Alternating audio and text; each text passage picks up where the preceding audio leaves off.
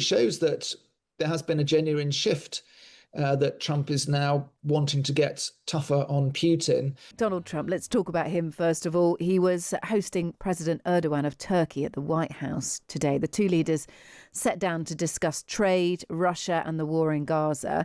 Trump urged Erdogan to stop buying oil from Russia. Let's have a listen. Usually I don't like opinionated people, but I always like this one. But he's a tough one, and he does an amazing job in his country. And we've had tremendous relationships, both having to do with war and having to do with trade. And I guess today we're talking about both. I'd like to have him stop buying any oil from Russia while Russia continues this rampage against Ukraine. And they've been fighting. They've lost millions of lives already. And for what? For what? It's disgraceful. There we go. Disgraceful. That is Donald. Those are Donald Trump's lines there, his words on Ukraine. There's a bit of trade involved in this, isn't there? Because there are currently US sanctions on Turkey. David Charter. Turkey are looking for deals, aren't they, in defence and energy? What was the atmosphere like in general today? I love Trump's words. This one's a tricky one.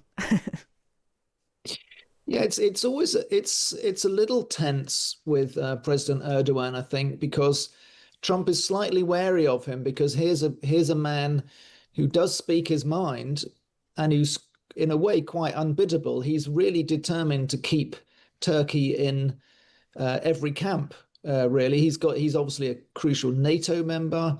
He's got good relations with America, but he's maintained relations with Russia and China as well. He was at that big summit in China for the leaders who were, shall we say, mainly opposed to American in the geopolitical sphere. And so Trump is a little wary of him, but he also likes his company, and he seemingly does respect him.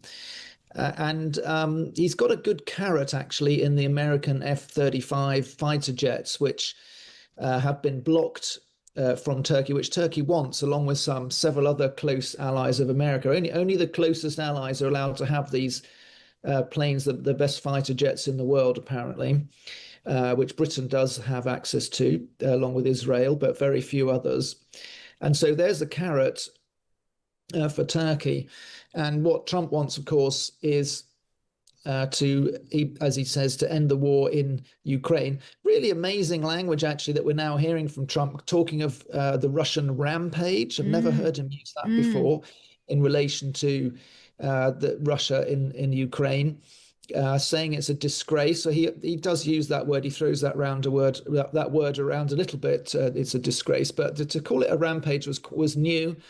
And I think it shows that there has been a genuine shift, that Trump is now wanting to get tougher on Putin, but kind of indirectly, he wants Turkey to stop buying Russian oil. And Turkey is the third largest buyer of Russian oil and gas. Yeah, it is. I wonder whether that request is going to be met. What does Erdogan need more, Russian oil or deals from Donald Trump? That is one to consider. So look, Donald Trump appears to have come back from the UN General Assembly, still very much on the same page, which, to be fair, can be quite unusual for him. He was he was very strong in his support for Ukraine and for President Zelensky, and Zelensky too was very keen on lending his thanks and lending kind words to Donald Trump during his speech. So this feels like an established pattern. I suppose I'm saying, David, that we're hearing enough from Donald Trump to hint that this could be a fixed position from him, the support for Ukraine. Yes, you never expect consistency from Donald Trump. Actually, that would be wrong. But certainly this week he's trying a new tactic, and that's to lean on Russia very publicly, almost by belittling it. I think we discussed before how calling Russia a paper tiger, how it's thrown everything at Ukraine and it's got nowhere. I think he said today with Erdogan, it's gained almost no land, despite heavy bombardment over the last few weeks. They've gained almost no land, he said. So in a way, you could be seen as provoking Moscow. But then on the other hand, we also heard him say, in answer to a question, do you not trust Vladimir Putin anymore? Trump said, well, I'll tell you in a month. And that really was kicking the can down the road to some ears. We often hear Trump saying, I'll tell you in 2 weeks. Yes. Well, this time it's a month. So why a month, David? Do you know where that came from? Is there something happening in a month? We'd probably have to check our No. I don't think so. Although that's a good, that's a good point to raise, because in about a month, Trump is going to meet President Xi of China at the end of October. This is planned. This has been announced at an Asian summit in South Korea. Trump is going at the end of October to meet President Xi. So maybe there was something in it. And this month really means something this time. Let's wait and see. Now, Agent Melania, this has just gone up on the Times.com.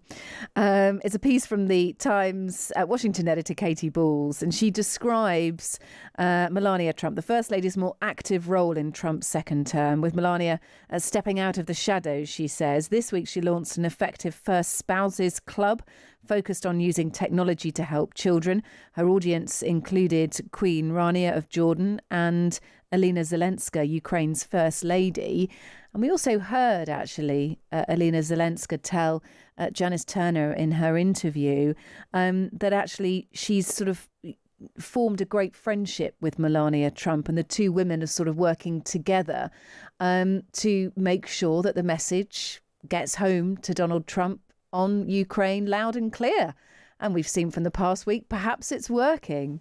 How do you think Melania's role's changed from Donald Trump's first administration?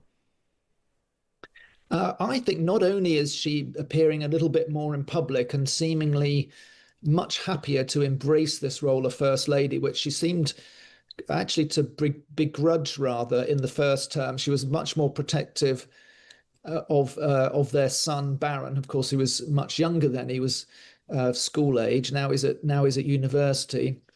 But also very interestingly, politically, we've heard Trump refer to the fact that he'll tell Melania, "Oh, I spoke to President Putin, and I think we're getting on really well." And Trump actually said in that conversation, reported conversation, Melania said to him, "Oh, really? Well, he bombed another city today." And so she's been talking privately to the president, clearly, about what Russia's really doing in Ukraine.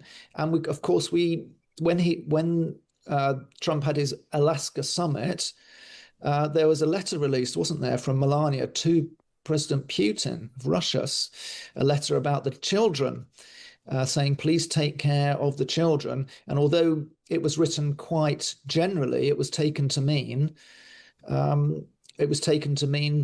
that Russia had a duty of care for all the Ukrainian children that have been taken from Ukraine into Russia. So that's one reason why the Ukrainian First Lady is very keen to be seen with her and to take part in her own initiative, because clearly here's a First Lady who's emerging, I think, politically, which is totally different to the first term, where she did once visit the border in a jacket which had a strange logo on it, which was what was it I wrote down? Was it I don't care, do you? She had written on her, but we were told that was aimed at the media and not at immigrants or any other or children. I think, yeah, actually they aimed at the media. Yeah. But that was the one that stood out, because it really was the one big controversial appearance that she made in the whole of the first term. So I think a much more interesting effect on the presidency this time. Yeah, interesting. Has there been any, just dropping this in whilst I think of it, David, has there been any update on escalator gate from UNGA, from the UN General Assembly? Donald Trump and the First Lady Melania, this is what's sort of led me to think about it again. The escalator was stopped halfway through, wasn't it? And Donald Trump said afterwards, if Melania wasn't in such great shape, we would have been in real trouble getting up that escalator. And of course, the teleprompters were playing up. And there was a question of whether there was any sabotage at play. Is there any update on that, do you know? Yeah, well, if looks could kill, then whoever was to Melania's right when she looked around as the escalator stopped, the moment she stepped on it, it would have been a very messy scene, because it was the moment that Melania Trump stepped on the escalator that it stopped. So no wonder it's raising suspicions. And of course, that was because my colleague Katie Balls wrote in the Sunday Times that she had heard UN staff joking about, oh, we could turn the escalators off, we could turn the elevators off when President Trump comes. And that was supposed to be a stunt to signify that they were running out of money because America wasn't handing over all the funding that it promised. So because that was written in advance the day before, this has actually helped, this has actually fueled, I think, some of the suspicions about, well, maybe there was one too many mishaps that occurred when Trump was at the UN. There's quite a lot seemed to go wrong while he was there. And Trump says the Secret Service is looking into it. It's actually, if you think about it, it's rather worrying for the Secret Service, who are trying to protect the president. If an escalator stops when he's on it, who knows what other mischief could happen during that period. That's not something the Secret Service would be happy about. So there is a Secret Service investigation, and there is, right up to the UN Secretary General actually has said he's promised a full investigation as well. So it's become quite a big incident from something relatively minor. It's blown up into something quite serious, I think, because really of the tension between Trump, as we saw in his speech, the real tension between him and the organization. Yeah. The United Nations suspects that the escalator may have abruptly stopped because of a safety mechanism, which may have been triggered by Donald Trump's videographer. If in doubt, blame Donald Trump. I think the videographer might have been going up backwards or something. They're saying perhaps he inadvertently set off a safety mechanism. Anyway, I'm sure we'll hear more from the Secret Service and the UN in due course. Finally, David, a statue of Donald Trump and Jeffrey Epstein holding hands has been removed from the National Mall in Washington just a day after a group of anonymous artists put it up. Do we know who was behind the stunt? Yeah, there is an anonymous group behind it, as you alluded to. I think they call themselves the Secret Handshake. So it's basically a group of mischief makers have put their statue up and got loads of publicity for it, which is probably the intention. Because guess what? You can't just put a statue in the middle of the most famous park in America. I hope that it survives too long. But yeah, the photograph, it looks actually a bit like Morecambe and Wise running along together hand in hand, doesn't it, with the flicking their heels up. Yeah, I'm not sure the Jeffrey Epstein one's. I mean, it doesn't look like Jeffrey Epstein at all from only no, it doesn't exactly. It looks it's just to make a point, I guess, that and to keep it in the news, despite everything. And you know as well as anybody how much there's a tsunami of news in this place, and the fact that the Jeffrey Epstein story won't go away just shows you it's got such longevity, hasn't it? That it was a real problem for Trump. I think that's the bottom line of this. They did have a permit for it, apparently. It was meant to be on display until 8 p.m. on Sunday, but the National Park Service said pretty swiftly it was not compliant with the permit used. And the relevance of it being on the National Mall, for our listeners that don't know the geography of Washington, is that basically the White House is in the background, isn't it? Or is it the Capitol building? The Capitol is in the background. The Capitol building, forgive me, is in the background. And so you've got this image of Trump and Epstein holding hands with the Capitol building in the background. The plaque against it stated that it was built in honour of Friendship Month. There we go. David Charter, it's always a pleasure to speak to you. Thank you. Another rollercoaster week out of Washington, D.C., and I'm sure there's more to come as well.